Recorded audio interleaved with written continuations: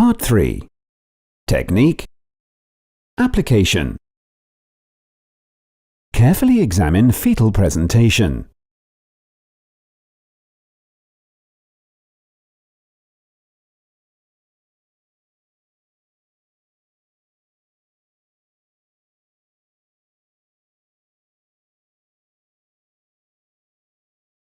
When using a soft silicone cup like the Silk cup, squeeze the sides of the cup together to reduce its size before advancing towards the fetal head. You may lubricate the cup using a suitable obstetric antiseptic cream. Position the cup on the flexion point. An effort should be made to place the cup approximately 3 cm in front of the posterior fontanelle. Gently palpate around the rim of the cup to check that no parts of the cervix or vagina are covered by the cup.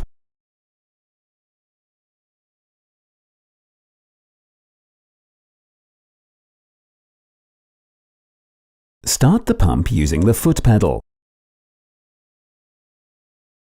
and set a light preliminary vacuum of approximately -20 kPa, -150 mm of mercury.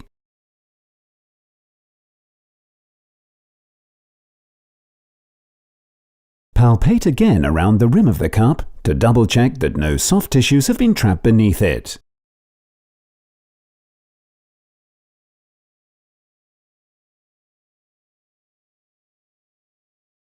Contractions. With the onset of a contraction, rapidly raise the vacuum to -60 to -80 kPa. That is -450 to -600 mm of mercury. The vacuum should be increased rapidly and in one step. A gradual increase is not recommended. Adhesion will be satisfactory as soon as the necessary vacuum is reached. Important: never exceed a vacuum of -80 kPa, the equivalent of -600 mm of mercury.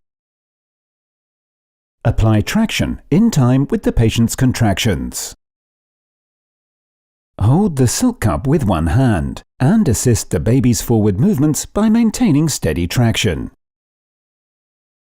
During traction, place the index finger of your free hand at the junction of the cup edge and the fetal head. You will be able to feel if the cup is holding firmly, and also check that the entire head and not only the caput succedaneum is responding to the traction. With each successive contraction, draw the infant's head gently over the perineum.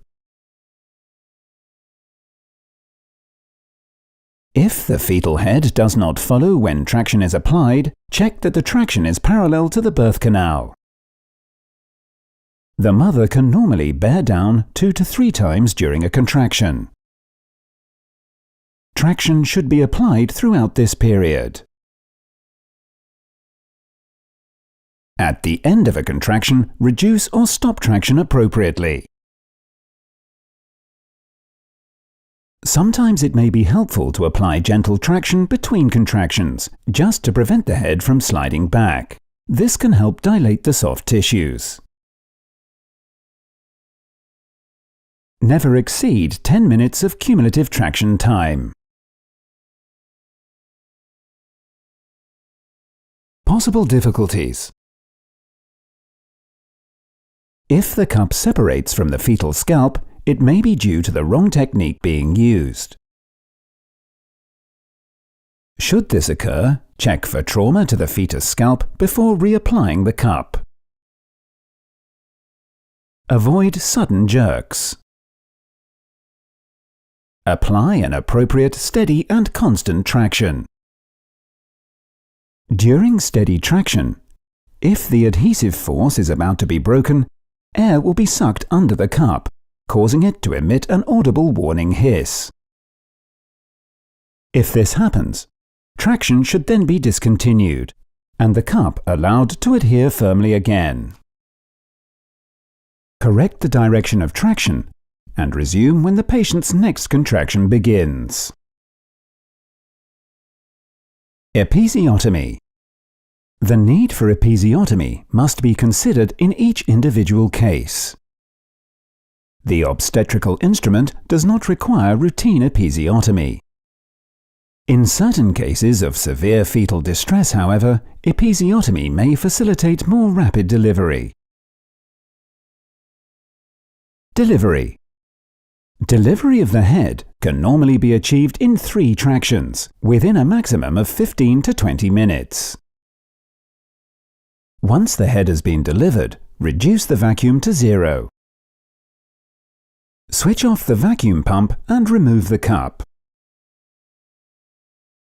The shoulders and trunk are delivered in the same way as in spontaneous delivery.